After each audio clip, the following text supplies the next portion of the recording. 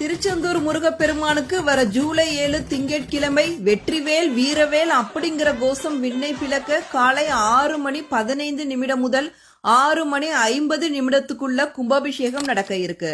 அதைத் தொடர்ந்து காலை 9 மணிக்கு சண்முகர் உருகு சட்ட சேவை செய்து சண்முக விலாசம் அடைதல் சிறப்பு அபிஷேகம் நடைபெறும்.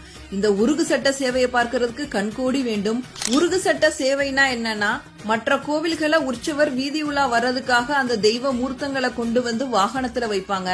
ஆனா திருச்செந்தூர் சுப்பிரமணிய சுவாமி கோவில்ல சண்முக பெருமான மூலஸ்தானத்திலிருந்து எடுத்துட்டு வந்து வாகனத்துல எல்லாம் வைக்க மாட்டாங்க.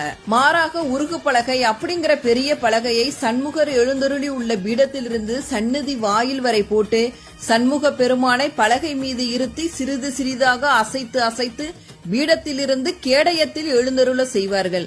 இதனை காண கண்கள் கோடி வேண்டும். இதுவே உருகு சட்ட சேவை அப்படின்னு சிறப்பித்து சொல்லப்படுது.